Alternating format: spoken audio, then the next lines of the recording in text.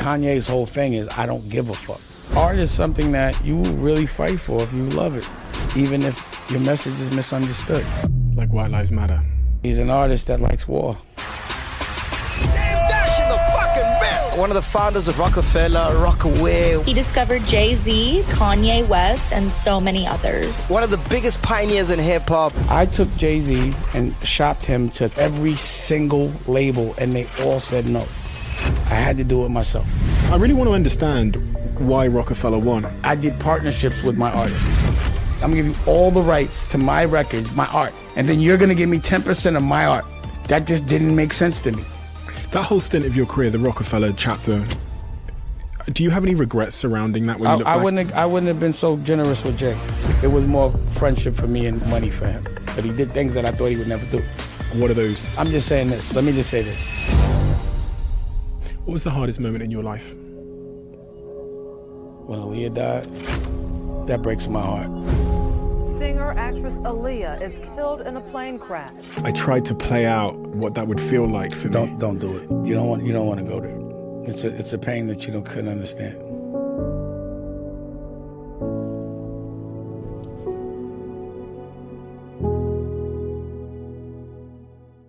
Before this episode begins, I just want to say a huge thank you to all of our new subscribers.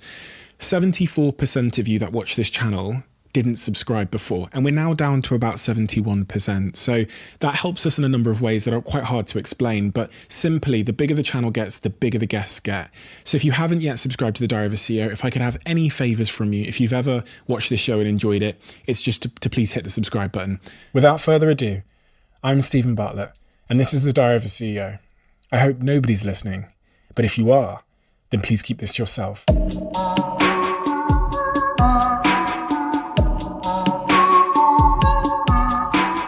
Dame, I always believe that in order to understand a man, you have to understand their earliest context, because as childhood psychology often asserts, that's really when our character and our shape is formed.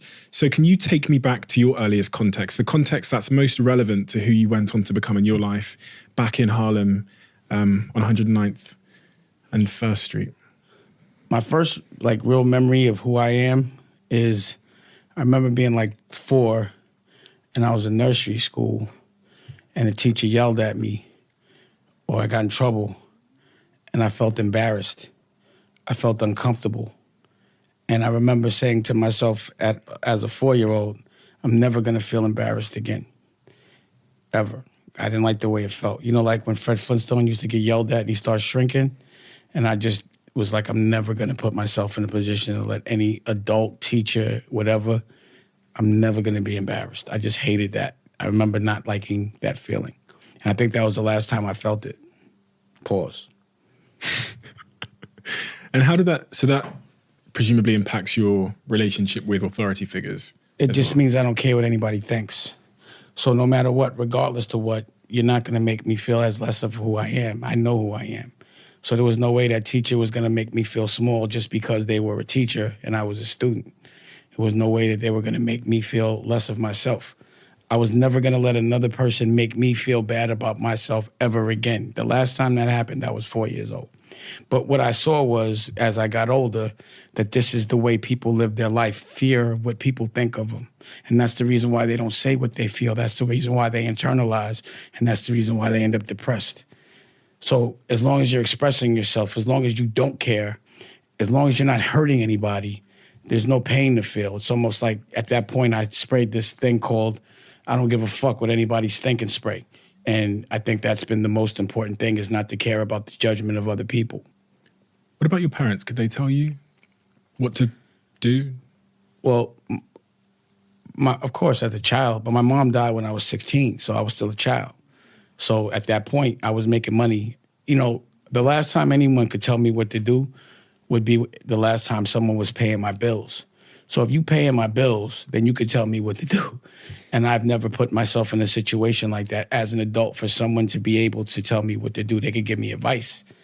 My parents could give me advice. But, you know, at 16 or 17, after my mom died, I was getting more money than my dad. You know, so at that point, it's hard to listen to people that are older than you that haven't got to the place you want to go. And as a child, you become very arrogant when you can do adult things. But my mother was the one that taught me to never, ever, ever let someone tell you something that you don't believe without saying how you feel about it. And, almost where it made it to where we might have had almost a somewhat disrespectful relationship because I would talk back. But, in school, I would talk back. If I didn't agree with you, I was letting you know. And I'd be like, my mother taught me that. You know what I mean? So I was basically taught to talk back. You're a father now. When you look back I've been a father. Yeah. Yeah, I tell, should be yeah. a grandfather. I my newest child, I had it when I'm 50. I'm 51. 5 kids. Yeah. Last time I counted. When you look back on your own relationship with your parents and how, now that you're a father, you've got kids of your own, how in hindsight did that shape you, the dynamic between your parents, but also their relationship with you? Is there anything you look back and say, well, because of that, I became this? Well, everything. I have a tattoo on my arm that says, "Thanks for making me the man I am." So, yeah, I got my sense of humor from my father, and I got my hustle from my mother, period. And, yeah, you become a combination of the people that influence you the most. That's why you have to be important. I mean, it's important that you're cognizant of what you do when you realize that people are actually influenced by you. You know what I mean? You never want to do something that you don't want the people you love to do because they're going to do exactly what you do. So I got a little bit of that. My mom, she was like, an entrepreneur. She always made sure I had everything. She sold things. You know what I mean? Not drugs, but clothes. You know what I mean? But like at flea markets and stuff. And she was real innovative about it. She did this thing once.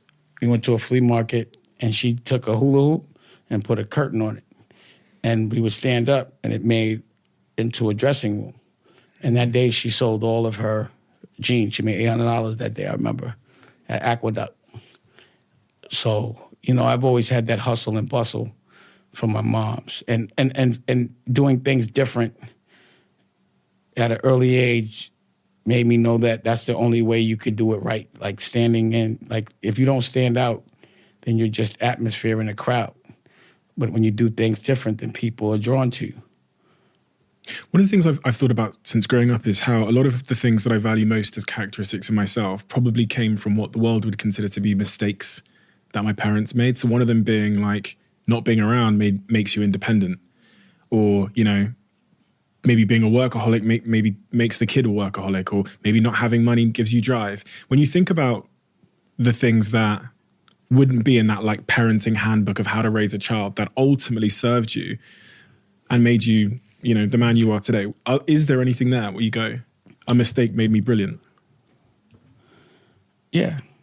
Every mistake that I had to fix made me brilliant. It makes you a boss, because that's a boss's job, is to like untie knots. Your job as a parent is to make sure your children never have to go through the same problems that you went through. It's to break cycles. But first you kind of have to understand what that cycle is. So as an adult that had children, I was, I ain't gonna like shit on my dad, but if I were him, I would have been in my life a little more. And you can look at there's this thing like, if your father's an alcoholic, you could either become an alcoholic because of it or just never touch drinks. It depends on how things affect you. So, the way he parented and the way I knew and I was conscious about the way it made me feel, I knew what not to do to my children or what not to, be absent, or when I should be consistent. The cycle that I've wanted to break was that cycle where, your mother tells you not to like your father, and your father's telling you certain things about your mother, and those are the people that you love the most. And the only thing you want as a child is for your parents to get together. That's all you want. So, it took me to have 5 kids to have a good relationship, a good, one that's not so traumatizing for the child, a functional relationship. It took me 5 to be 50 to get there. But each one of those children, the other 4 children, I knew that I was like, damn, I even though I've been able to make it where They've never had to sell drugs, and they've had the best educations and lived that 1% of life. But I wasn't able to break that cycle. The thing that hurt me the most was the separation of my parents and the beef. I wasn't able to break that cycle. So, you know, I wasn't going to stop till I did. It's almost like with every child, I became a better parent. But knowing that the breakup of my mother and father affected my mother for the rest of her life, which affected me. You know what I'm saying? And I didn't want to ever do that to my children. And then also, being a visiting dad is whack. You want to wake up with your child. You want to watch your child grow and evolve. You know, buying and providing physical things. A kid doesn't even care about that. That's not currency to a kid. They don't even know about money until you tell them about it. All they care about is your time. And that's the most valuable thing is, you know, the love that you can give your child. So, you know, at some point you might think, okay, I'll sacrifice time with my child because I got to make money to support him. But the kid don't care about that. You know, the kid just wants you to be there to support him. Did you learn about emotions and affection and how to express yourself from your parents? Was that something that you were able to do as a young man? Well, yeah, I mean, I wouldn't put a title on it like, oh, this is affection, but I've always been able to express myself in any way, you know, whether I'm crying or whether I'm cuddling. You know, I don't have any problems about being and showing what I feel in that moment, unless it's the police. You're 16 years old when your mother passes away? Mm. Yeah. How does that change you? From everything I've read about that time in your life, she was everything. And I read that you'd said that was your biggest fear when you were a young man, was losing your mother. Yeah. Yeah, it made me a beast. It made me fearless. You know, it's like a gift and a curse of facing your nightmares early, because then you have nothing else to be scared of. So, you know, when my mom's died, again, I didn't really care if I died, because I'd be like, oh shit, I'd be with my mom's. So I had no fear of anything at that point. And I knew how I would react, you know, because sometimes you don't know how you're going to react in certain situations. So I knew how I could get over it, not get over it, but live with it. And also it makes you appreciate what a real problem is. You know, like, yo, like after my mom's died, I was like, yo, if nobody's dying, I don't really want to hear about it. It could be fixed. I'm not going to ever be unhappy unless it has something to do with health, death, or freedom. You know what I'm saying? But other than that, nothing's going to ever make me worry. Like, I'm not going to be, like, a lot of people overreact to problems because they never had any. They don't know what a problem is, and then they make something that's light feel like it's the worst thing in the world. And I'm not going to ever do that, because I appreciate when things are good. You know what I'm saying? It'd be like, just in any second, some shit could happen that's fucked up. So in between those moments that you can't control, you have to enjoy life to the fullest, 100%. But sometimes you have to actually go through some pain early so you understand how to appreciate life moving forward. Same thing in me losing my girl, losing Aaliyah. You know, it wasn't the pain I thought that I would ever feel of, you know, you don't anticipate like losing your girl. But once you do, once you get a girl again, you don't let go. And you appreciate love. You know, shit has to be taken from you. Things that are free, you find are priceless when they get taken from you. Like freedom and people you love. You know, and then you're like, what was I complaining about? You know, I was rich, I was wealthy because I had love. And now I don't. And there's no money in the world that could bring it back. You know, once your health is gone, it don't matter how. You will spend any amount of money to get your health back if you're sitting in the bed compromised. Once your freedom is taken, you'll spend any amount of money to get out of jail, all of it, because you can't spend none of it while you're in jail other than on commissary, which is, you know. And then, again, lose a friend, lose someone you love. If you could do you'd spend anything in the world to get that person back. But then you have to actually lose them to realize how much and how lucky you were to have them. So I try to appreciate life in the moment. I do appreciate life in the moment, because I'd be like, what if this was taken from me? Then I'd be sick, you know? 16 years old, losing your mum in that context in Harlem. How do you how do you grieve that? Nobody teaches you how to grieve. Sell drugs. Sell drugs. Yeah. That's how I grieved. That was like, yo, I'm gotta go get money. You know what I'm saying? And, you know, at that point, in that moment, I thought, because I was younger, that money meant happiness. So I would do anything for it in that moment. You know what I mean? Like, you know, I was selling drugs. I was risking my freedom and my life and hurting other people. So that's how I did it. You know, just occupying my time and moving forward, period. Is that grieving or is that a distraction? I don't know what you call it at that age. It's called getting through it. So yeah, it's probably a distraction. You know? But again, like, what are you gonna do at 16? To me, you know, I didn't have the money for a therapist or the hindsight to go get one in that moment. So I just sold drugs. Is that what you think in hindsight you needed? A I didn't therapist? need anything. I like where I'm at now. I think every lesson that I've learned to get me to this place has been perfect for me and for the world. The world learns as I learn. That's the guy that I've become. I don't call them losses. I call them learning experiences. But when you do that publicly and you can always land, or you always land back on your feet, the rest of the world learns from that. Tim Grover, who trained MJ and Kobe, said to me that you know, you'll look into people's early years and you'll find trauma and things that have happened in pain, and it will be often be responsible for their, as he called it, their light side, the thing that makes them great and famous and resilient and successful and win the gold medals. But then that thing is also responsible for their dark side, which can be the, you know, it can be the insecurities, it can be the things that are less admired. Do you agree with that? And if so, what is your dark side? Well, you know, I think it's natural to be worried when things are going good for a second, because it's happened where things are going good and I've been devastated. But in that moment, I say, it's normal for you to think like that. You've been through it.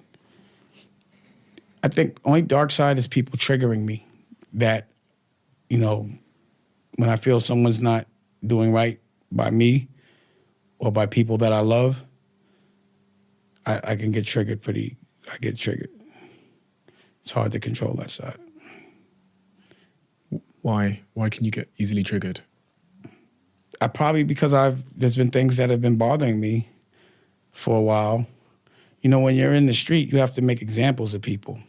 So any kind of weakness means that more people it makes you like a magnet for pain, like people trying to rob you or think you're soft or whatever, especially when you run a crew, you know? So you always have to be the strongest. You have to be willing to do anything that you're sending someone else to do. You know what I'm saying? So in the street, you know, it's swing now, think about it later. It's survival mode. And what happens is, just because you're out of survival mode, your muscles and your natural instincts still do survival mode at times. So I've had to get therapy to, you know, be like, yo, you're not in the street. To be able to say that, like, yo, you're not in the street, so you don't have to deal with things that way anymore.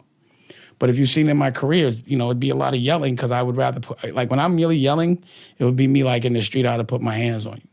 So instead of me putting my hands on you and going to jail, I would just yell or snap. So I had to actually, because it's a different game in the street than it is in business. And the rules are different. Like, you know, being disrespectful is almost part of, like, traditional corporate business. The shit that you do every day in corporate business could get you put in a trunk in the street.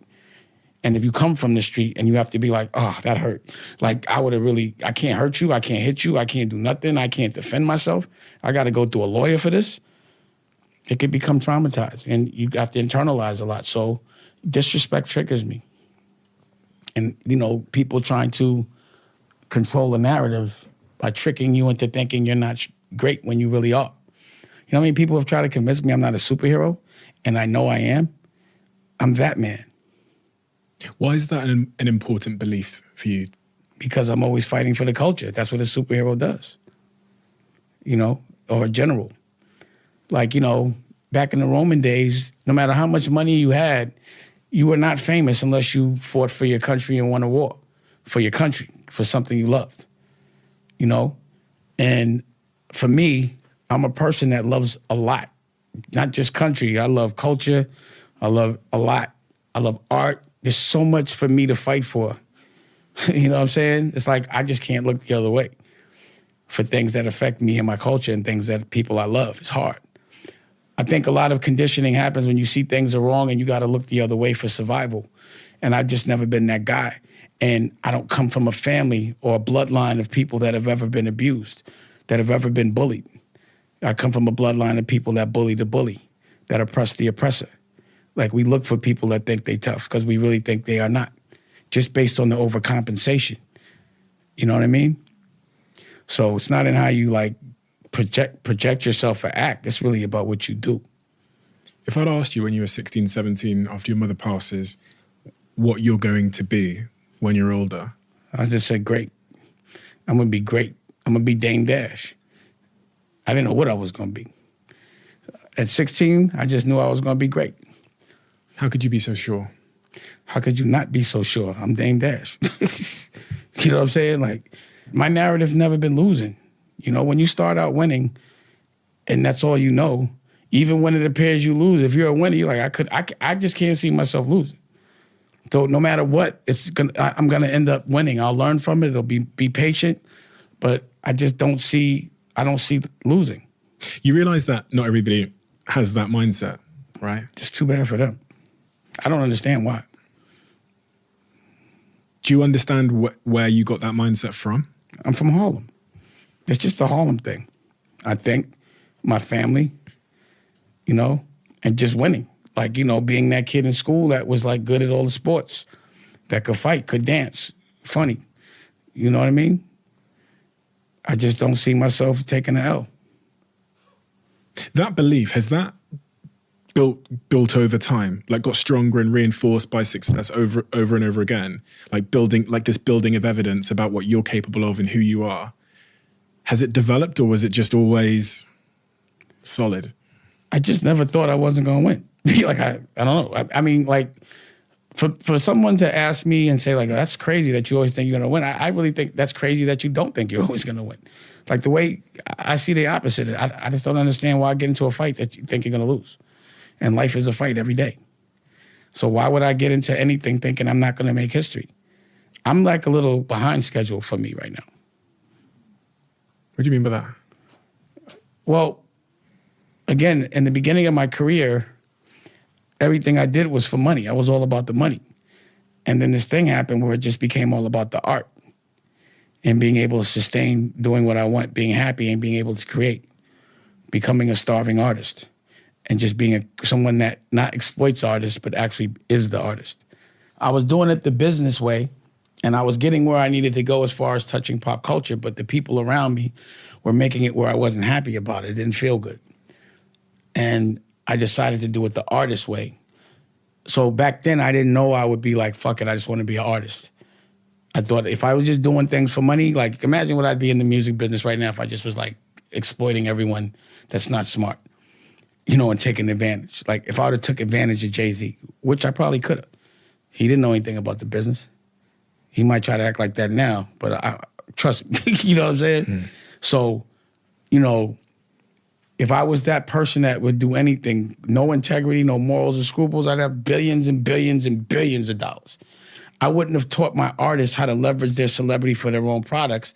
I'd have just leveraged their celebrity for my own. You know what I'm saying? I teach my artists how to be independent of me. You understand what I'm saying? That's why the artists around me end up, like usually it's the businessman that has more money than the artist, right? Mm. The artists are the ones that have more money than the businessman. Obviously, I'm not the businessman. You know what I'm saying? Or else I'd have the bread. I'm the artist. It's funny how artists become businessmen. They kick the art at certain points. Or who's really an artist, or what a real artist is. But to me, a real artist is someone that won't do nothing for money, which is me. I won't do nothing for money. I make money off the things that I love to do, off the art. And I respect the process of art.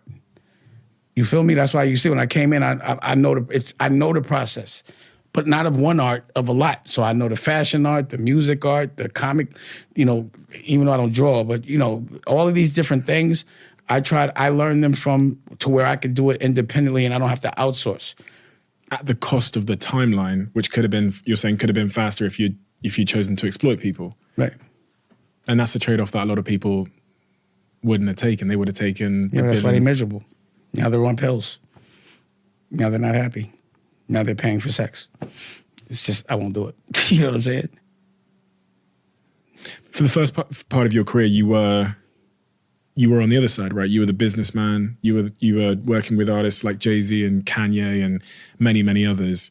And you weren't in sort of artist mode as you kind of see yourself now with the comic books and the movies and the music and everything else you're doing. Magazines, Everything you're doing. children's books. The list was so long that I thought just no point. It's writing almost, it. it's like I said, it's insanity.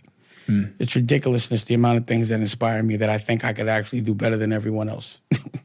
When you look back though on that period from being that 16-year-old, you go through school. I heard you got kicked out of school a lot. I got kicked out of a lot of schools. I got kicked out of one school and then I dropped out of the next. But you got kicked out of a lot of schools. I can understand why from what you said about that 4-year-old kid. Yeah, but why would I want somebody that doesn't have as much money as I want to make trying to tell me what to do? And how do you think they felt when I would tell them that? Like my car's better than yours. I'm 16. You're the principal. You know what I'm saying? Did you park in the principal's spot one time as well? That's what got me kicked out of 2 schools. It's so crazy because, there would be kids that did real wild stuff in school that did not get kicked out, but question this entitlement of certain kinds of people. Just because someone gives them authority doesn't mean I'm acknowledging it. That journey that led you from there, from being kicked out of that school to, signing Jay-Z, building that career and all of that success around Jay-Z and Kanye. What was, when you look back at why you versus everyone else? What did you have to spot Jay-Z's talent, to spot Kanye's talent, to build them into stars, to create Rockefeller alongside them? What was it about you, in hindsight, the characteristics of you as a person, that made you capable of doing such an endeavor? I mean, I just wasn't taking no. Like, if I believe someone's going to win, I'm 100% sure that they will. And then I fight and make sure that they do. Did you have history in music before Jay-Z? I mean, you'd been Before successful being in the with- music business? Yeah. I was in the music business when I was 19. So I went from drug dealing to the music business. Do you not need any qualifications to become part of the music business? No, you could be the dumbest motherfucker in the world. That's why so many people are there. Really? You see, I mean, in the music business, the traditional music business, they are figureheads that, like, if you ask the average president of a, label about P&L and quarterly, they won't know shit about that. They're just there because a white company or another culture can't say that they're running black people with a white face. So you need a figurehead there. Someone that will listen to what that person's telling them what to do.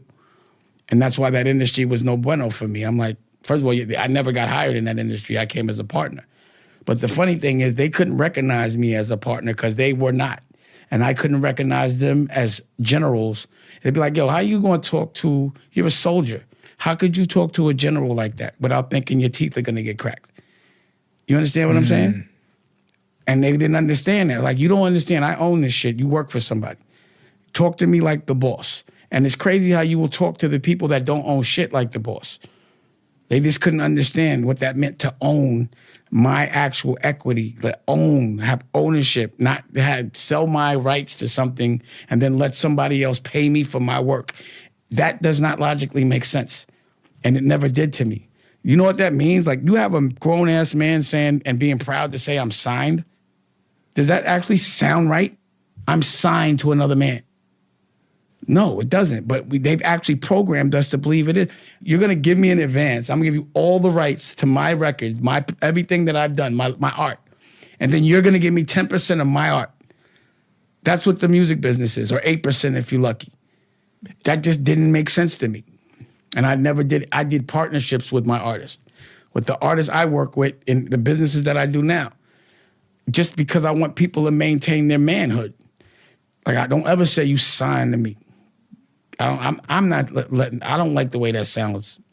So, even the verbiage and the whole thing, just your masters, you know what I'm saying? All of those things are like trigger words, that unconsciously control us. Can we smoke in? If you want it. Yes. Is there, I don't know if there's, is that a fire alarm? Yeah, that's a smoke alarm. I just didn't know. Fire alarm, you can't smoke. You're not even from here, man. I have no idea. Don't even get out of here. That's just you just we're not in a hotel, okay? Is it gonna go off? Because You think it'll go off? I have no idea what that is. That's a smoker. It should be fine. It is what it is. It is what it is. You know. I really want to understand why Rockefeller won, and It's because it was real. because it was real. It was real, and I wasn't having it. Rocco, no one wanted to sign. Think about how, this is the record industry. I took Jay-Z and shopped him to every single label, and they all said no. I had to do it myself. Why did they say no? Either he was too old, he rapped too fast, they just didn't have it. So we were like, we'll do it ourselves. So that's the thing. Remember when I said before, people been telling me I'm not a superhero, and I know I am, right? So if someone told you that you couldn't sell companies and do the things that you did, because to them it's superhero shit, it's a dream that they can't come true for them. You feel me? Mm-hmm. Like you've done things that people want to do. Mm-hmm. And I guarantee you, if you came with that idea to certain people, they'd say, give you 30 reasons why you can't do it. The reason why Rockefeller was good, the reason why I did what I had to do, was because I knew how to have a clear dream without anyone obstructing it. I knew how to visualize winning. So if somebody told me, you can't do that because of this, get out my dream. Because that's not the last thought I'm going to have with my dream, because my mind is powerful. And whatever I see in my mind, I can make happen. So what I'm living in is my dream. I dreamed about coming to London right now. In the past, this was a visualization. I didn't know exactly what I'd be doing in London, but I visualized doing a lot of shit, talking to a lot of people. You understand what I'm saying? So if you can't visualize winning, then you will not win. And the average person, because we're programmed not to win, 99% of us are, we don't think anyone can. So when someone does, it's amazing. But it's just a program. As soon as you're born, I've said this before, you don't know about fear or what to be scared of until someone tells you what to be scared of. And a lot of what people tell you to be scared of is to actually be successful and dream and be independent and be on your own. What would you, like if you were a conniving person that wanted to take over the whole world and you had that kind of power, but you had to program everybody, the first thing I would do was take everybody's kids as soon as they wake up and program them for 8 hours a day on what I want them to do. I want you to go to college. I want you to get a job. I want you to work until you're 70. I want you to be unhappy. I want you to have debt. I want you to go get a loan to go to college. And then I want you to work that off. And if you don't go to college, then you make your parents' dreams into a nightmare. Most kids only go to college for their parents. You understand what I'm saying? And then you pay for that. So when I look at hieroglyphics, I never see school. I think parents love their children the most. No one's going to love their kids more than the people that made them. Those should be the people teaching them. Why would you put a kid in a room behind a desk when the sun is out for their whole entire childhood? Not put them in front of water or ocean or anything that inspires them. Dim lights. If you notice, schools, jails, and hospitals all look exactly the same. Why wouldn't it be in something inspiring? Why? Because it's a program to keep us controlled. When you have to have order of masses, you have to have them all doing the same thing so you can know what they're doing, you can monetize what they're doing, you know how they're doing it. So at a very early age, I was like, yo, all this shit y'all teaching me, first of all, none of it makes me think I'm number one. It would make me, if I believed what y'all were teaching me, especially back then, that I'm number two, that I could never be a boss, that there could never be a black president. They never teach us how to pass laws and lobby or be politicians, and that's the only way to make change. So it has to be strategic. So when a cycle continues over and over again without change, it's either insanity or it's intentional. Somebody's losing, which is us, but somebody's winning, which is them. And they're controlling the game. So now we have to make our own game, which behooves us. But the patterns that are implemented, like you said, the DNA of who you are starts when you're a child. What happens as soon as you're 4 or 5 years old? Until you get taught what to read, how to read, what to do, And you're also told that the only way you could break a social class is to be an athlete or be in entertainment. And both are provided for you in school. So you just cash out and don't go to school, get an education. You go and invest all your dreams in being an athlete, which is like lotto. And when it doesn't happen, they build a jail based on those that don't graduate. That's how they build jail cells, which is a independent sector. With me, meaning that, it's out, it's not the government doesn't own it. And the intention is to keep those beds in those jails filled because you have a government contract. It's nothing but a hotel that you want to keep. So when you get to that jail, based on the fact that you didn't get your education, they make sure that you come back. No rehabilitation at all. And serve you bad food. No therapy. None of that shit. And it's obvious, if you study people, which people do, that you should do that different so that there would be a different result. But because there hasn't been any change made by anyone, the change has to come from us. And that's the reason why Rockefeller was successful, because I wasn't with none of that. Not the education, not the programming that we should be signed, none of that shit. Not them telling me Jay was too old, all of that. You understand what I'm saying? So basically everything I've been told has not behooved me, but everything I do has.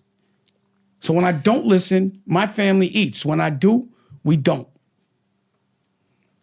One of the things they don't teach us when we're young is about money, especially if you don't come from it and you haven't got a... And that's a business. Holding money is a business within itself. They don't teach you how to pay taxes.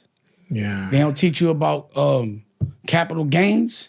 Yeah. They don't teach you about trust funds. None of that shit. They don't teach you how to have money because they don't expect you to get none. Why isn't there a class on how to have money? How to invest it, how to pay your taxes. Yeah, I mean, I destroyed, by 18 years old, we have this thing called a credit score out here. I think you have it, the same sort of thing in the US. I don't have a credit score. I destroyed mine very early. And then I got these 2 CCJs, which is a county court judgment, which sits on your credit score for 6 years when I was 18, because I was shoplifting pizzas. My parents weren't speaking to me. I was trying to start these businesses. How do you shoplift a pizza? You just walk in, you get your bag, dress as smart as you can, so they don't look, you're still black, so they're still going to look at you walking in the shop, but you dress as smart as you can, go around the back, put it in the bag, walk out. That's what I was doing. I just didn't have any money. But I destroyed my financial credit before I knew what it was. But it didn't bother you because you still did what you had to do. I was convinced I was going to make millions anyway. So in the street, there is no credit. There's no contracts. Your word is your contract. Your honor is, and if you come from that, like, that's the way I was introduced to life, was the honor, not the contract. Not the paper, but the heart and the soul. And that's another reason why I was like, I can't be a businessman, because it means my honor game is out the window. How did you learn those lessons of business? You start Rockefeller, but you haven't gone to business school. Selling drugs. You got to market. You got to be consistent. You got a color top. No one else could use that color. You protect it. You brand. Your work got to be good. Marketing, then. Well, it wasn't. See, that's the thing about hustling. This is another thing. It's like, because it's illegal, you can't do no ads. You just got to put out. You got to give samples out. And once they addicted, then you raise the prices. But the marketing of Rockefeller, that was something. It was just the brand. We were just active, bro. Like innately, I don't know. I look back at tapes that I have of, like, when I was like 19, and I had merch, but I didn't call it merch back. The things I was doing, I didn't get taught. I didn't have a title for them, but it was just logical to do. If you deal with logic as opposed to waiting for somebody to tell you, that's the difference between being a soldier and a general. Soldiers they wait literally to be told what to do. Generals give orders. There as well, the naivety seems to be playing into your favor, because if you'd gone to business school and learned about how to build a record label. While I was in business school, I'd have been missing building Bro, I paid for my daughter's college, right? But I told her, you don't have to go to college. She wanted to be a model at the time. Those 4 years would have been the prime years for her. You understand what I'm saying? Now she graduated, and it's like, I would have preferred, because her education costs $250,000. I would have way preferred to just give her $250,000 as a salary, or at least invest $250,000 in a business for her. You know, I tell my son Lucky, he's in college right now, and I'm telling him, I'm like, yo, I just did this with your sister. If I'm paying for college, you're going to listen to your professor, but you're going to have to listen to me too. I have to be able to tell. Now, this is my first lesson. Tell me what your dreams are. What's your dream? And it's the hardest question for him to answer. They don't teach dreaming in school, which is why we make books. Now, I ain't going to be mad about it.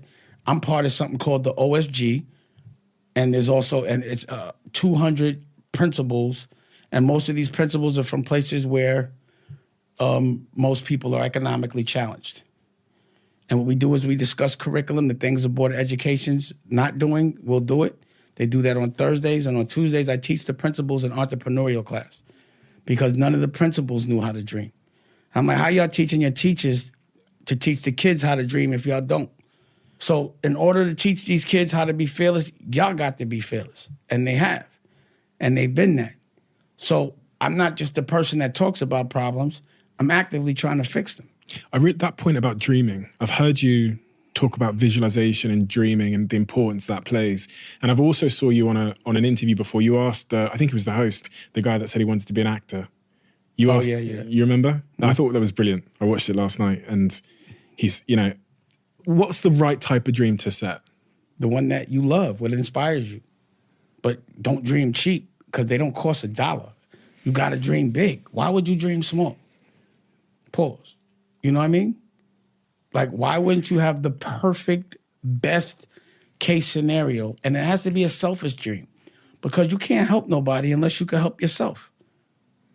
Period. Unless you're 100, you can't help someone else be 100. Have you always had a really crazy dream in your head?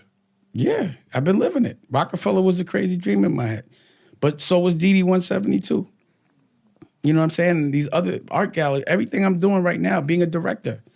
You know, what I do is, like, as a creative person, I look at my life like a movie, and I like to play different characters. So I got to play the gangster character early, got that out the way. I got to be a music mogul years ago, a fashion designer, a fashion mogul. You know, I started oil. I sold oil for fun, just to do it. Web3, metaverse, the galleries, with Network, that's where I got my land in Network because of the utilities that it could do. It could do a lot of shit. Just playing these different roles. Where does focus come into this? Because this is None. I'm insane. I don't have any focus. That's the problem. If there is a problem, that is it. I drive my staff and my crew crazy. Every day there's a new idea. I'm inspired. And I want to make it happen tangible, or it bothers me. And I have the wherewithal to make it happen. I'm a starving artist, but starving is relative for me. I'm going to always have a staff that can make my dreams come true. So while I'm in London, trust me, the 3rd edition of the magazine is being, right as we speak, and right now I can feel it actually being drawn and written, What I came to learn probably the hard way about this point of focus is I have all these dreams and things I want to do, but they all come at the cost of the things I'm currently doing because there's 24 hours in a day. Even my team's time is finite.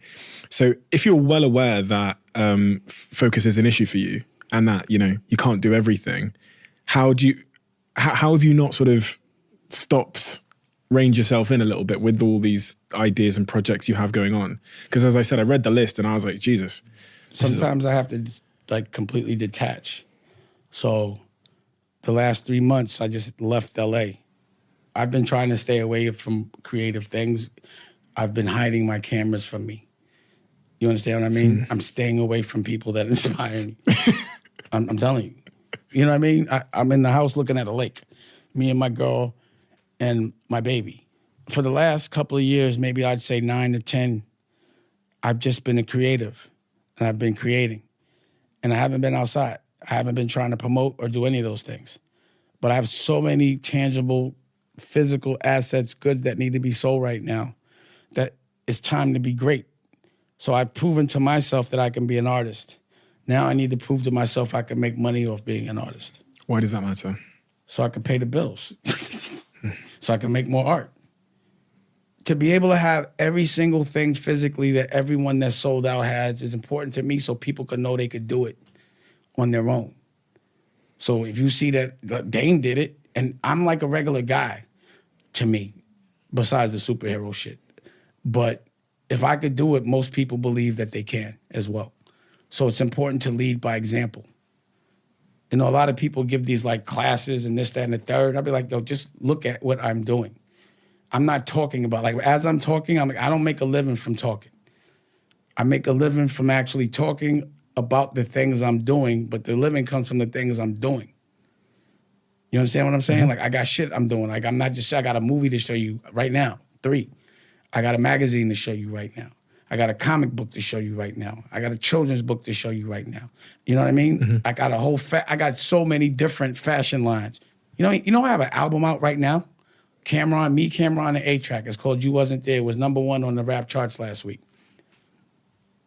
I forgot I put that shit out. When is enough enough? Enough what? Fun? It's never enough fun.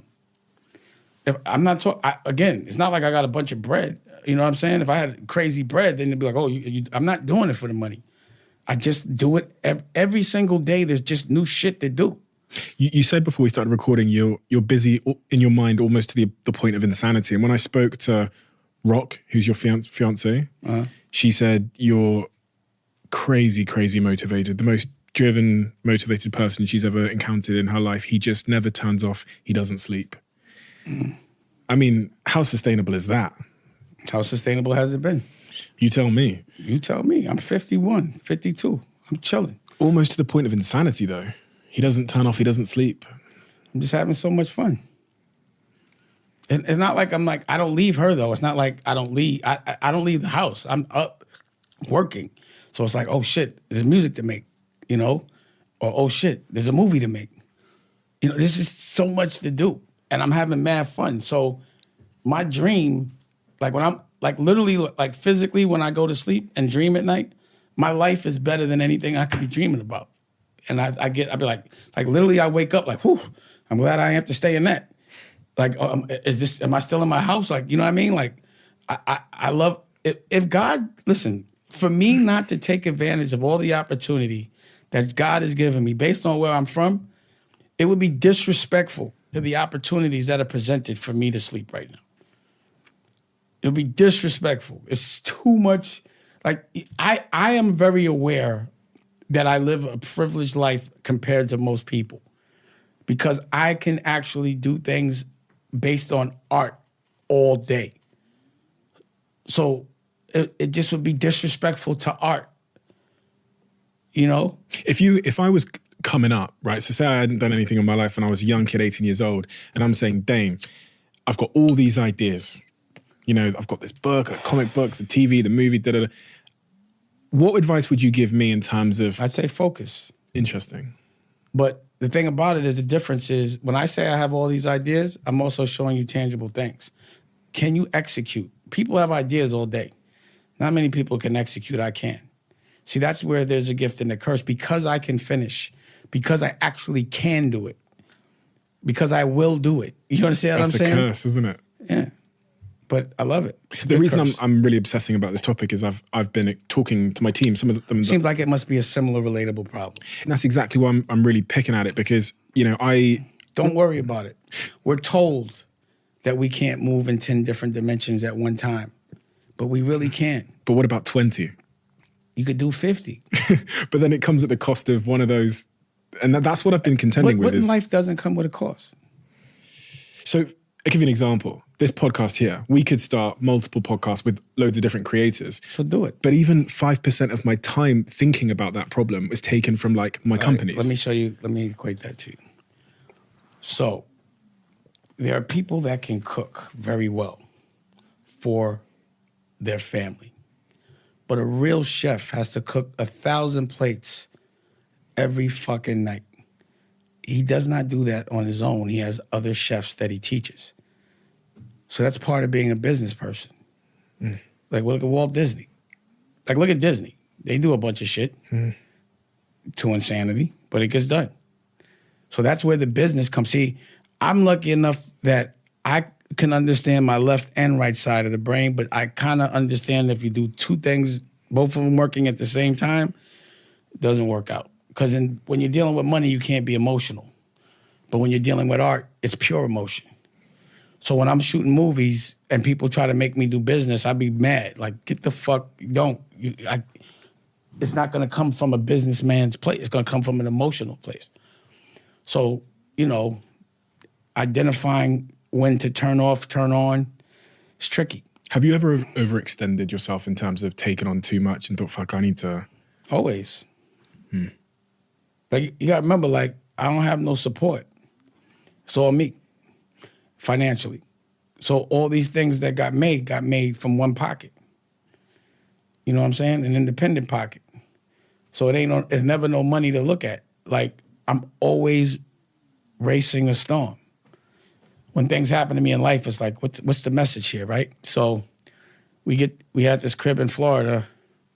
First 2 weeks, lightning hit the crib, blew out the fucking air conditioners. And you can't be in Florida without air conditioners in the summer. And then this hurricane comes through. So the hurricane is on its way. I got to go to the Black Caucus in Washington and have a commission meeting and do a panel for the Congressman Andre Carson in the commission. And I'm like, yo, I'm not going to be able to fly out of any Florida. So we go to Hilton Head. We got a crib in Hilton Head, and Rocky's parents are from Hilton Head. So we go to Hilton Head, 6 hours away. The storm comes to Hilton Head. I got to go to Washington. So while the storm's coming is getting ready to go in the direction, I got to time it because we can't fly. So luckily, because I'm able to move around, I got a sprinter, got a driver. I'm like, yo, I'm going to drive there. It's only 8 hours away. But the hurricane's coming through. It might catch you. How many hours I got? 3. All right, let's go. We here. The wind is catching us. We got to get, you know what I mean? But that's what my life is like. I felt no fear, which was crazy. You know what I'm saying? It was like fun. And what was crazy about it wasn't a paid gig. Now, if it was a paid gig, I wouldn't have went. But because I made a commitment, because the commission is important to me, and the congressman threw a commission dinner in the middle of the Black Caucus, and he also had a panel for me to speak on. And before COVID, I was supposed to speak on a panel, and I missed my flight because of traffic. So I was like, I can't do that to him again. You know what I mean? So it was like, damn, you'll go out in a hurricane for something you believe in and for honor. And for money, I'd have been like, fuck the money. You know what I'm saying? I know I would have. But my point is, my life is like that. It's like it's always close. You know what I mean? And I don't mind it. Quick one. As you might know, Crafted are one of the sponsors of this podcast, and Crafted are a jewelry brand, and they make really meaningful pieces of jewelry. And this piece by Crafted, when I put it on, for me, it represents courage. It represents ambition. It represents being calm and loving and respectful and nurturing, while also being the antithesis of that, seemingly the antithesis of that, which is sometimes a little bit aggressive with my goals and determined and courageous and brave. The really wonderful thing about crafted jewelry is it's super affordable. It looks amazing. The pieces hold tremendous meaning, and they are really well made. Quick word from one of our sponsors. I've got a tip for all of you that will make your virtual meeting experiences, I think, 10 times better. As some of you may know by now, Blue Jeans by Verizon offers seamless, high-quality video conferencing. But the reason why I use Blue Jeans versus other video conferencing tools is because of immersion. Their tools make you feel more connected to the employees or customers you're trying to engage with. And now, they're launching one of their biggest feature enhancements to impact virtual events so far called Blue Jeans Studio. I actually used it the other day. I did a virtual event using the studio, which I think about 700 of you came to. TV-level production quality, all done by one person with very little technical experience on a laptop. So if you've got an event coming up and you're thinking about doing it virtually, check out Blue Jeans Studio now. Let me know what you think, because I genuinely believe, I know this is an advert and I'm supposed to say this, but I genuinely believe it's the best tool I've seen for doing really immersive, simple but high quality production virtual events. One of the things that your fiance said to my team when we spoke to her was that you value that and loyalty exceptionally high. It's everything. I could just tell you this. Where I'm from, survival is honor. So if you don't play the game right, you end up dead or in jail, period. And you have to play the game right. Unspoken laws. Just honor. And I just always looked at people that were honorable and how cool it looks to be honorable, how fly it is, because honor's not convenient. You know, it's when it's something that's challenging and it's something that you don't want to do, but you do it anyway because of honor. Give me an example of what you mean when you say honor. What is that in the streets? What is it in business to you now? Being a man of your word. So if you agree to something, that's it. Period. See, in the street, if you give your word with a real street dude, that's it. You got to give it. You know what I mean? Like, you can't like talk to certain people and say you're going to do something that you're not. They coming looking for you. You said you're going to do it. You got to do it. When I agree to do something, I don't even care about the money. It's your word. You lie to me, your ass is out. You erased to me, because that could get you killed. That could get you put in jail. Those are characteristics of people that unhonorable means you're going to tell on somebody to get yourself out of trouble that doesn't usually deserve it. I was watching an interview earlier on with Kanye, and he speaks incredibly highly of you and every time he's asked. I was actually more compelled by, you're heavily credited for sort of discovering Kanye and seeing something in him, again, like Jay-Z, at a time when no one else did. Kanye has become this brand now. And he stretches across multiple industries in an unbelievable way, in culture and art, in fact, all these things. He's up on my wall upstairs. I've actually got a painting from his show where he had that levitating stage. But what did you see in him back then that to be responsible for the monolith that he is today? What was it about him? What made him different? He would listen. Kanye listened. Like, if I said, yo, have cameras with you, he had cameras with you. When he broke his jaw, and I had to send him the equipment, and with that through the wire, with his jaw broke, I remember bringing him to London, and I'd be like, yo, rap. He'd just jump on the table and rap. And the thing about when you say I discovered Kanye, yeah, but I gave everyone in Rockefeller the same exact opportunity. I fought for Kanye and protected Kanye. I did that for every single artist. He just chose to do and take the opportunity and the protection and run with it until he didn't need any more. And no one else did. What is his brilliance in your assessment? That he's so confident in his dreams that they happen, period. But what y'all might not realize about Kanye, and I'll probably leave it at that with him, is that my personal experience with him, just watching him move around, is that he's completely committed to what he's giving you. Every single second until he passes out, he's working. He doesn't have a personal life that I've seen. Every second's devoted to art. And it's insanity as well. He said it. He's like, yo, I'm Dame Dash with a whole lot of money. And he is. But, the thing is, he has a whole lot of money because he talks and works with corporate. But look how it triggers him. You know what I mean? So what it means is no matter how much money you make, if there's still somebody impeding on your art, you're going to be unhappy. And that's why my advice is always to do it on your own. Just for the happiness value of it. Fuck the money. If we all said forget the money, we'd make so much more. Probably not in the short term, though, right? But in the meantime, you're having mad fun. When you're working on your dream, money doesn't matter. If you really, truly love what you're doing, if you're doing it for the love of the art, you ain't really worried about the money in that moment. As long as you can continue to do it. There's a trade-off, though, isn't there? And I've experienced that in my life, and it's kind of what you were speaking to there. It's the business side of you that keeps talking because you still love money. Me? Yeah. I do love money, to be fair. That's why you're conflicted. Yeah. And I think I've taken investment in all the companies I've started. No, not these days, but sounded like before. You have. Yeah. In the last 10 years. And it sounded like it gets you uninspired. But that's why when we spoke offline and you said, I quit my job, I was like, didn't you just say you sold a company? How could you still call it a job? Yeah, so I saw the job. Once it's a job, it's not fun no more. I don't got a job.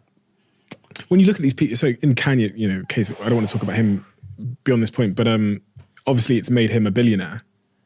The trade-off you're speaking to is that, you know, he's had these frictions with the corporations and stuff like that, but puts him in a position now where he can, as he is doing, go it alone, be an independent.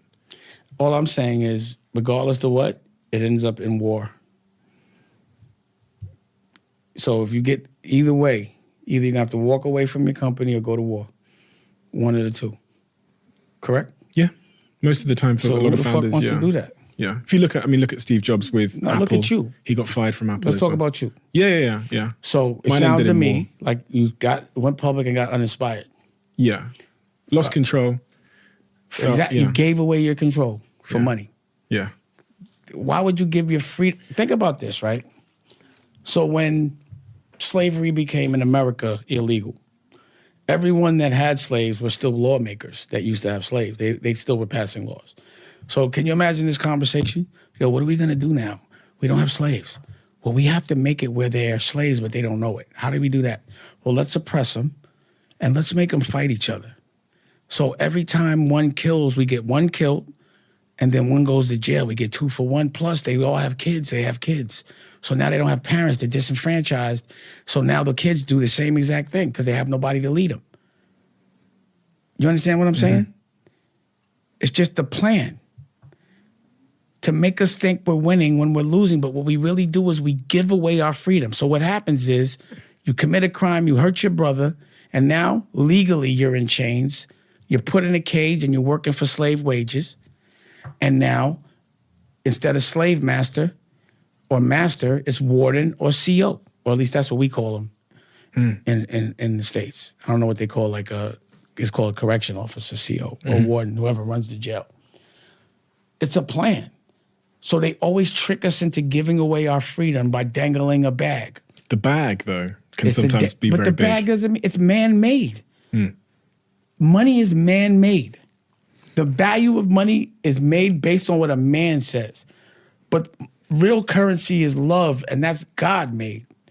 So why would you listen just logically to man telling you that his currency is more powerful than God's currency, which is love?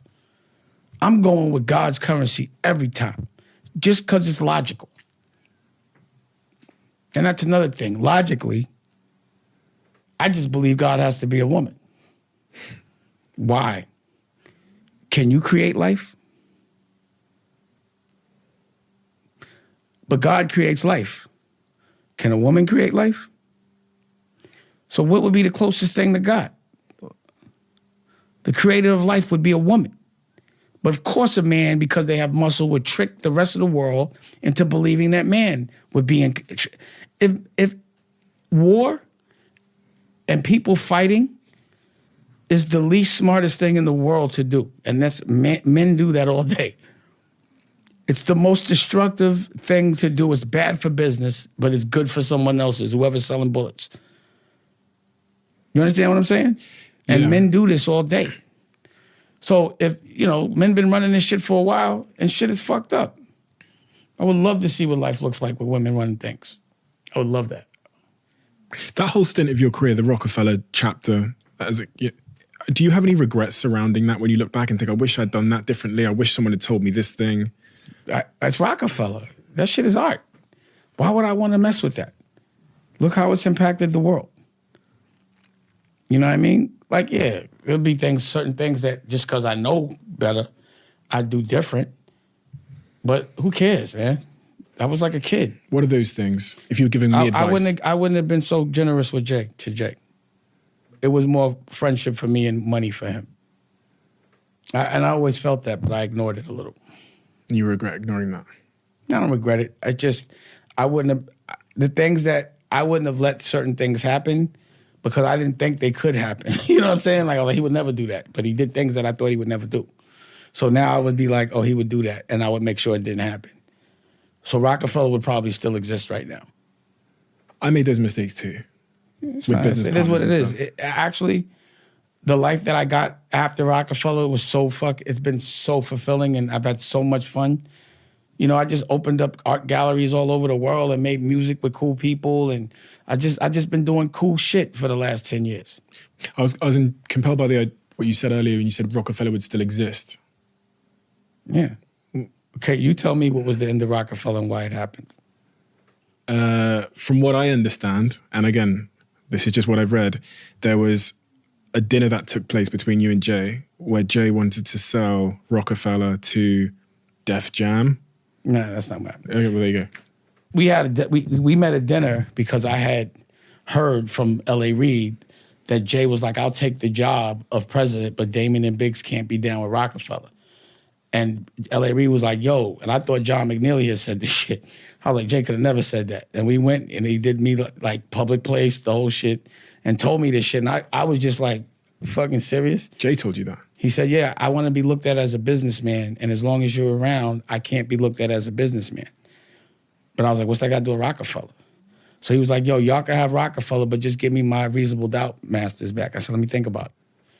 And I went and did a screening of The Woodsman. And I was like, yo, come with me to the screening so he could walk the carpet. He's like, nah, you're all dressed up. And I was like, this nigga never helps.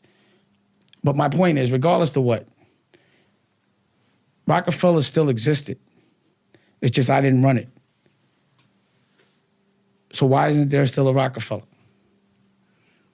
Rockefeller was sold, right? In the end? It was sold, but they gave Jay to run Rockefeller. So Kanye was still there. Everybody was still there. Why is there no more Rockefeller? You tell me. Well, usually when a rapper runs other rappers, it doesn't happen. It doesn't work no more. It just means there was no Rockefeller unless I run it. That's it. So I would have continued to run it. I wouldn't have put that, I would have dealt with it different. And how when you're going forward in like But I didn't want to run Rockefeller no more. I was done with that. At that time, I was already at Rockware. My office was not, I wasn't fucking with music no more. And Rockware was making a lot of money, right? Yeah, but it was just more, I was just inspired. I was just sick of being in that building and dealing with dumb shit. I was done with the music business. I wanted to do fashion. I was done with it. So I looked at it as an out. Like, out of obligation, I would have still ran Rockefeller because I gave my commitment. But because they was acting silly, I was like, yo, take it. I want to go anyway. You know what I'm saying? Mm. But, How do you feel towards Jay-Z now? I don't feel nothing. No bad feelings, no good feelings? No feelings. I deal with feelings and they would probably not be so complimentary. He's obviously achieved, tremendous success in all he's done in multi-industries and all that kind of thing. What is it about him that you think has put him in that position? His characteristics? I don't want to talk about Jay. You don't want to talk about him? Not really. Like, I know what Rockefeller was and how we did business. So it's hard to, I don't even try to figure that shit out. Period. You have a really unique perspective in the sense that you yourself, Kanye, Jay, you got to see the characteristics that made them go on their journeys, and that's really what I was trying to get at. Is like, what are those? The difference between Jay and Kanye, and I say it, Jay is about the money, period, and Kanye is about the art and the money. But it's the art, you know what I mean? Like Jay, like Kanye is a real artist. Like Kanye is in different dimensions. Like he really focuses on that fashion. I never saw Jay do that, ever. Nothing near that. And he really focuses on his creative. Like, he produces his own beats. And then he's about, like, sonically, he's really into how things are, like I don't even understand what the fuck he's doing when he makes beats. You know what I mean? Like, I know what a beat sounds, but then he does some other shit that makes it, like, where other people respect it. It's an art to what he does. And, Kanye obviously has opinions. He's not trying to fit in. So Kanye's whole thing is, I don't give a fuck. He's an artist that likes war. But most artists, I don't know. I think it's like art is something that you will really fight for if you love it. Even if your message is misunderstood. Like White Lives Matter. Yeah, I don't understand it. You don't understand his message there? No. Kanye, holla at me, bro. Explain that one to me. I didn't understand that one either. I did try and read after I saw his post, but I still couldn't quite grasp what he was Actually, don't holla at me. I don't want to talk about that. The only reason why I would want to talk to him is so I could know, so I could protect him. That's the only reason why. But other than that, it's like, yeah, that one there. I love Kanye. Seems to have bothered you. Seems to have bothered you, that one. No, nothing he does bothers me. I know about Kanye. You know, I know that his thing is to trigger. So he's a triggerer. So if I'm not gonna be triggered, you know what I'm saying? Like he likes that shit. I don't. That ain't me. I mean, you know, it's fun to watch, but certain things I'd be like, you know, like I said, we have a relationship where if I don't agree with him, we have conversations. You feel me? And that might be why sometimes we don't speak for a while. But you know what I'm saying? Like with everyone that I love, I'm not gonna just say things are all right if they're not. I'm gonna tell you my perspective on it. And sometimes people don't want to hear that shit. I don't know what's going on, so I can't judge it, but I wouldn't have did that shit. You know what I'm saying? I didn't like it. I'm telling you right now, but I'm not gonna disown him, but I didn't like it. He's like that person in Thanksgiving, that uncle that you are. Like think about it, like, you know, I'd have Stacey Dash at my fucking Thanksgiving table. Imagine what that would be like. The elephant in the room gets addressed. You understand what I'm saying? Yeah. But that be the reasons why a lot of times it doesn't happen so often, because I'm always addressing it. Not because I'm, you know, I just honestly would like to know, curiosity. What did you learn from how Rockefeller came to end about business, life, people? I didn't look at the music. I didn't look at that as business. That's why I was like, it's not real business. So you got to think about it. At that time, I'm a real businessman. That means I want to be strategic. I want to make plans. If nobody wants to do that shit and I'm doing it on my own, it becomes very frustrating. So I had to fight for Rocawear. You know what I'm saying? I had to do it on my own. I had to fight for Rockefeller. I had to do it on my own. It was just too much fighting, and then fighting with the people that I'm fighting for. It just was, you know, it was just like, I'm not fighting for a bunch of dudes. Like, it's just, there's nothing to get from it. It's a game. So just like, it's a bunch of ungrateful dudes. And I can't have my daughters around these dudes.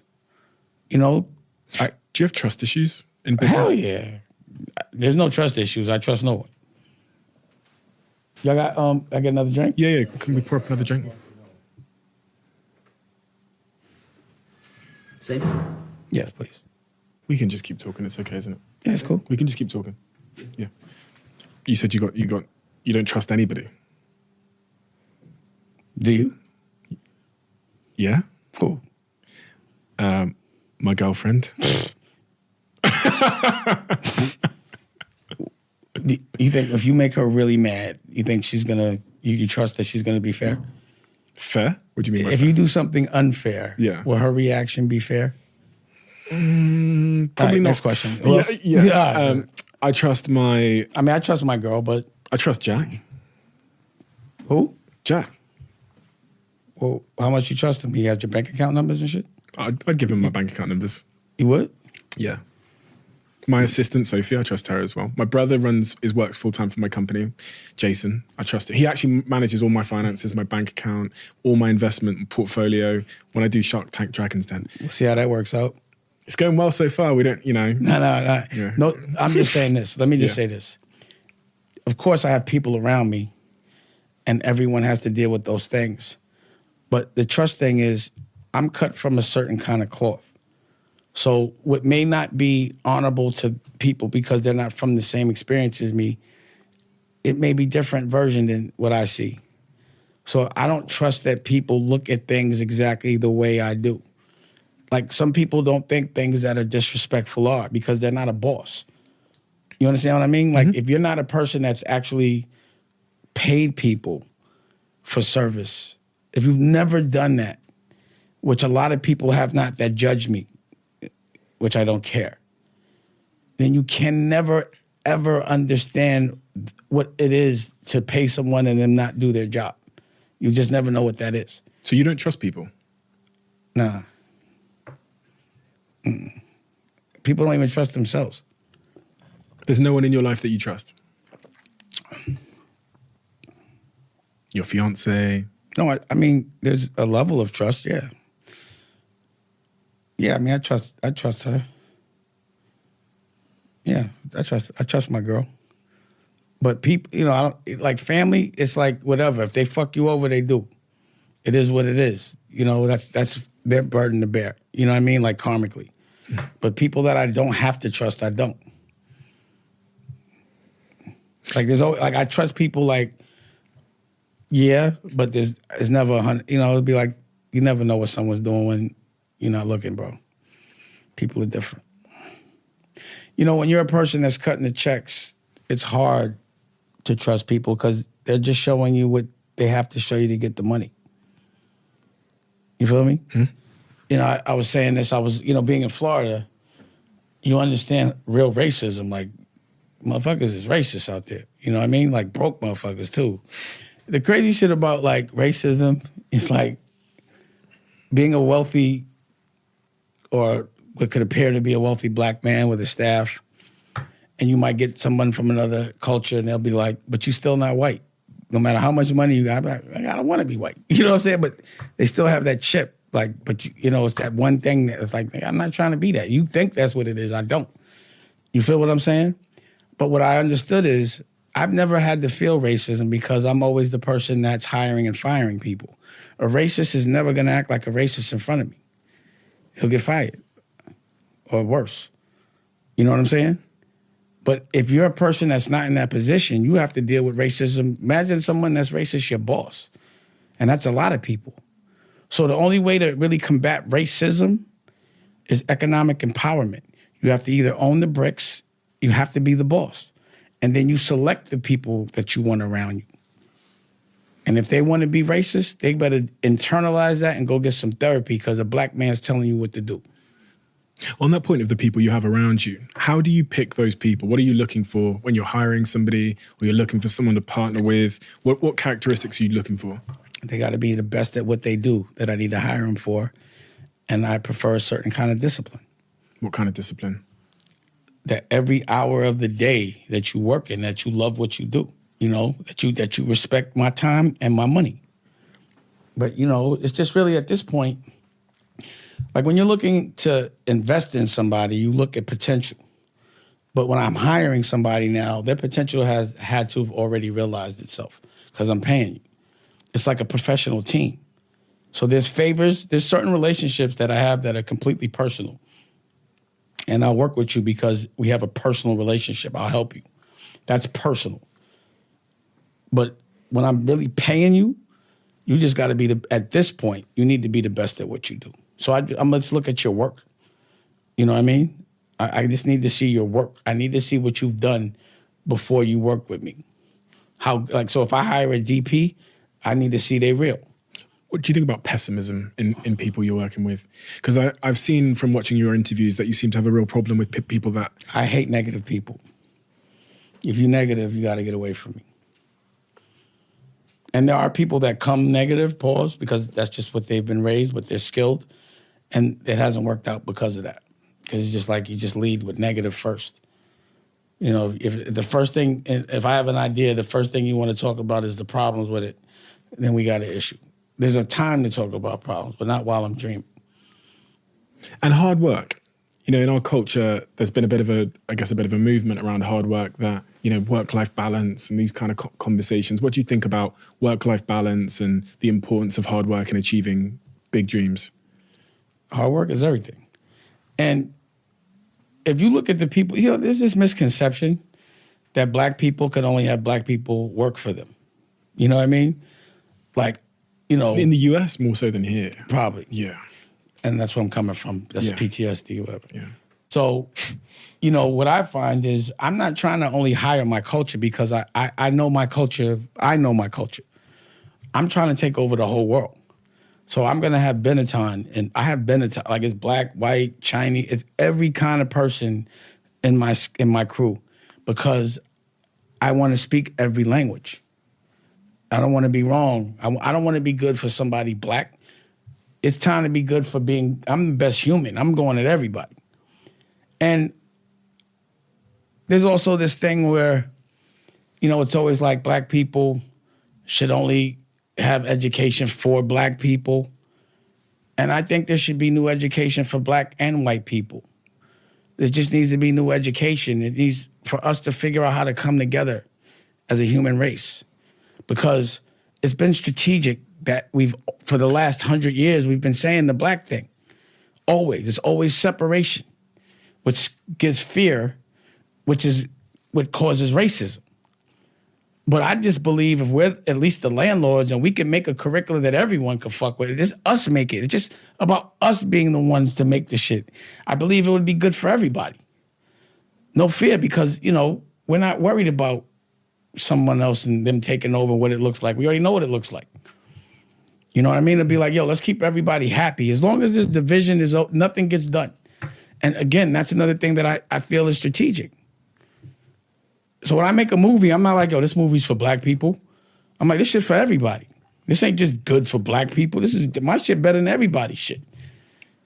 You feel me? I'm not just trying to educate us. I'm trying to educate everybody. Because if we're the only one educated, then we really gonna have a big fight. Because once we get enlightened and people acting stupid, we ain't gonna have it.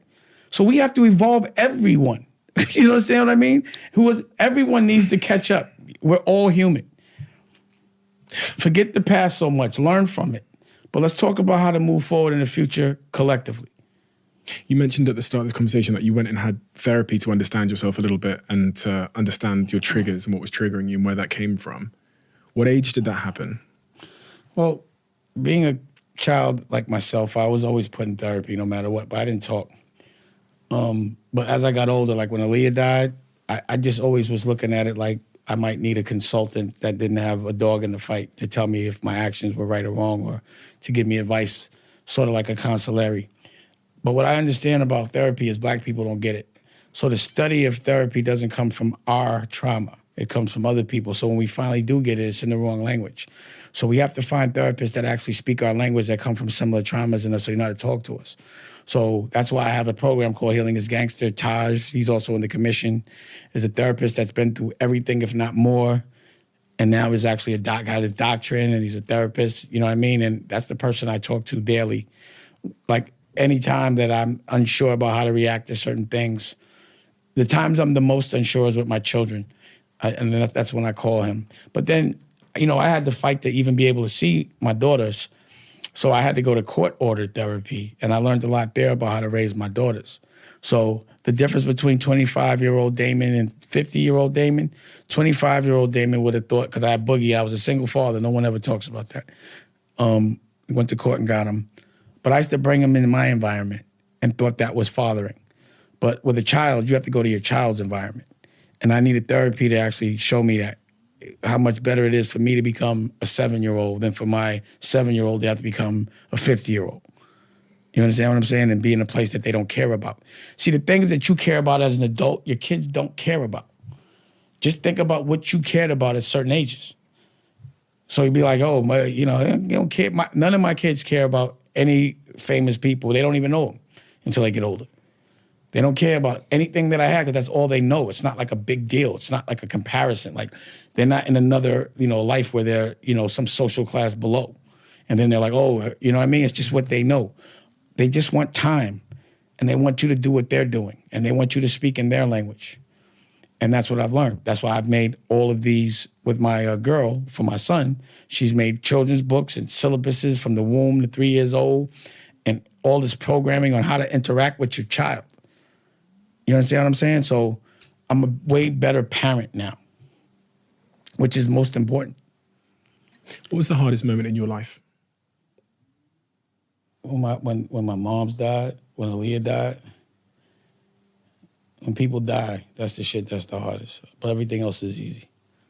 When I read about, well, I obviously remember the news, the global news when Aaliyah died, but when I read about it before you came here, now that I'm in a relationship with someone that I love, I tried to play out, I played out in my head what that would feel like for me. Don't do it. Yeah, I just couldn't. I couldn't get there. My brain wouldn't let me go all the way. You don't want to go there. It's a pain that you couldn't understand. But surviving that pain has made me very cool. What was that period of your life like? It was sad. But, you know, things were going on. So it was like it was me organizing myself to still be strong, because when people see that you're weak, they attack, and people were actually getting cute. It was me proving to myself that I'm a real general, that I could work with a broken heart. Is there a cost to that, always being strong? Nah. I'm not saying that I didn't feel. I'm just saying I had to learn I had to lead by example. So in that moment, I was like, the way I react to this is how every single person that looks up to me is going to react when they lose someone they love. You understand what I mean? And, being at, when you're running or you're the, not to say, when you're the head and you're a lot of different people are depending on your strength, it's a life I've chosen. You feel me? Mm-hmm. So when you choose to be a certain way or take a certain role, like I would rather do that than sit around and be sad. You know what I'm saying? Like, I don't want to sit around and be sad. Mm-hmm. For me, it's like life. I have so much fun that when natural tragedies happen, when things happen that are going to happen to people just, a matter of when, I can't let that fuck up my fun. It's just the test. But, it takes reading and therapy to organize, to be able to move at a professional level. But, Your 5 children. If they're to be successful and happy in their lives, what lessons are you imparting on them to set them up for success and happiness? The thing is, the people that are the hardest to talk to are my children. But I think my daughter Ava, who's been through as a youngster, been through the wars and all that, but like where she is now, I really feel good about my parenting skills because she knows what happiness is. And she just loves the family so much. I don't really think that way with my children. You know what I mean? It's just like, I just want them to be happy. And I just feel like it's my job to make sure that they're happy. But if they don't find it on their own, and the thing about children, when you have children, is after a certain age, they're not children no more. So you can be like, I got children. I don't have 5 kids. I have like 3 adults. You know what I'm saying? Or at least 2. But they're still my kids. So if they're not happy, then I want to make sure they are. If their dreams, like my job is to make my kids' dreams come true. But they have to know what they are. Do your kids know what their dreams are? Nah. It's a conversation I have often with them. And I'd be having like, yo, write it down. They don't even listen to me. I'd be like, should I get paid to say they don't listen to for free? But they're still perfect to me. It's hard because the good thing about like baby Dusko, my son, is that Rocky is instilling everything that I'm instilling. There's no contradictions. Like if I say something, she's not saying I'm wrong. So there's no choice that has to be made. We're both instilling the same thing. So I'm curious to see how that one's going to work out. All my kids are different. All of them. You visualize for your whole life. I was reading about how when you were building Rockefeller, you would pull up at houses and go and view houses that you knew you couldn't afford because one day you knew you'd be able to afford them. And this sort of thread of visualization. I still do that. Really? Still pulling up at houses? Yeah, but I could always buy them. I promise you, is once I go look at a house and I want it, I figure it out. My question is like, what are you visualizing now? You talked about living in that neighborhood where people sold out, but what is Dame's right now? As far as business or personal? Both. Personal, I'm visualizing like 100 acres, having a farm and a studio and just frolicking, but having a private jet, you know what I mean? And maybe it's in Hawaii, there's a lot of things there. Business, it's turning Dame Dash Studios into what I call like a Disney, I'm visualizing buying schools, going into marketplaces where they might think it's dilapidated and taking a building that's messed up and turning it into something creative and bringing kids in there and teaching them. There's a couple of laws I'm visualizing passing or getting passed. I'm visualizing what our culture looks like in the Web3 space, getting past the monkeys, and making it more about creativities and not some static, you know what I'm saying, that's not creative, that could have, racial implications and connotations. With all these things going on, you still said earlier that you feel like you're behind schedule in your life's roadmap. Yeah. If you were on schedule, what would that look like? All those things would be true? All of those things would have been realized? All of those dreams? Yeah. It's crazy because I think what I'm most bothered about is the fashion business for me. Because, I did a lot with Rachel, and then it's like we flushed that one down the toilet. And I really love fashion. So I think the next thing that I want to get back in fashion. And also my age, I'm 50, and I've always wondered what I would look like fashion-wise at 50, because, styles change and I'm not trendy. I'm more I'm kind of, but not really. You feel me? And a lot of the people that I've molded, or at least that I worked with when they were younger, are now doing very well in fashion. So I'm I always liked the fashion world. That was always my favorite world. So I got to get back. I think I want to get back into fashion. We have a closing tradition on this podcast where the last guest asks a question for the next guest. They don't know who they're asking it for, and I don't get to see it till I open the book. The question that's been left for you is, what are you most missing in your life? It actually says, what are you missing most in your life? Right now, I'll be missing my children, because they're all doing their own thing, and I can't never get them all at one time. You know what I mean? I got to get a day, a couple times a year, that all my kids, I'm always with 3 at a time.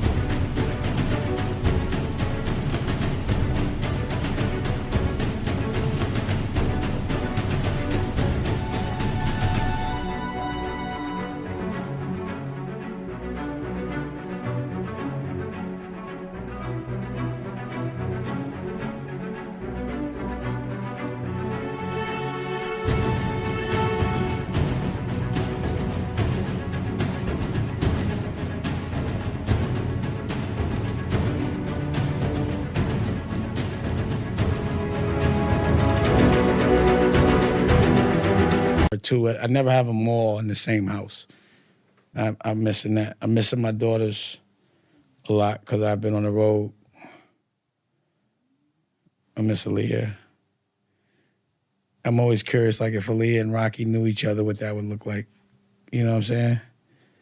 Because I see so much of, Rocky has a lot of similarities to Aaliyah that people would not even understand. You still miss her? Yeah. Yeah. She was the coolest. Unless you were able to experience her, it'd be hard for you to understand. But she still is. She was magic. But again, the type of magic she is, it was when I never thought I'd see that magic again, but I saw it in Raquel in a very unsuspecting place, which was odd. But yeah, she was different. And, to me, in history, I think she'll go down as probably the coolest woman singer, coolest of all time. And when she was alive, she was had that aura of coolness, of being the coolest. And she told me I was the coolest. You feel me? So, what does your life look like? Or how do you feel about yourself when Aaliyah tells you that you're the coolest? And Aaliyah. Yeah. You understand? Thank you. You understand what I'm saying? Yeah. What kind of confidence do you have? It's a big What question. kind of validation do you have when you could really be Aaliyah told me I was the coolest person she ever met? A lot of people have told me that, but Aaliyah told me that.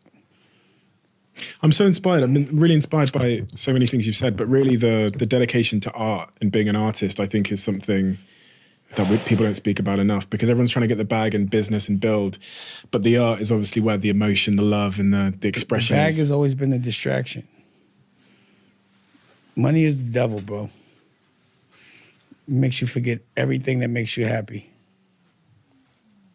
There's no way to get both at the same time? Yeah, be an artist. I'm doing it. I just told you it comes with a fight. But like, you're an artist, right? I DJ, I write books, I have a musical that tours the country. That's my art. That's the piece of me where I go, I ain't doing this for money. And it doesn't, if we make money, we give the money to charity. So that's my art. Is that when you're having your most fun? Yeah, 100%. So I mean, why this not? is art for me. Exactly. So why not make money off what makes you the happiest?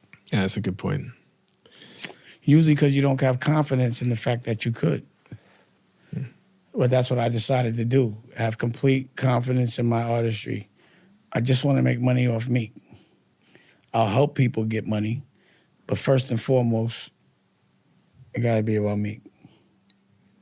Dame, thank you. Thank you for your time. Thanks for coming here. You're someone that I've admired from afar for many, many years from an art perspective, a business perspective. And I've watched your videos, and your mindset, I think, is the thing that I think everybody can take the most from, because a mindset, and your mindset, really is like a fishing rod. It's like a way to maneuver life in order to orientate yourself towards success and good outcomes. Dame, thank you. Quick one. It's so crazy that in the last couple of months, I've had so many people tag me on Instagram, even on Telegram and in my Twitter DMs, in a picture of them starting their Huel journey. And it's one of the most amazing things in my life that I get to do a podcast, which of course needs money to fuel. And I have a sponsor like Huel, who I genuinely believe is going to help every single person who starts their Huel journey change their life. Because this podcast, the central intention of this podcast is to help people live better lives. It gives me my protein, it gives me my vitamins, minerals. It's plant-based, it's low in sugar, gluten-free. It does all of that in a small drink that tastes good. There are other products, there's foods, there's the hot and savory collection, many other things. But for me, this ready to drink is the absolute savior of my diet throughout the week, where I'm moving at such pace. Look, I don't want to labor the point, but if you haven't tried Huel, give it a try. And if you do, tag me. Instagram, wherever you try it, give me a tag.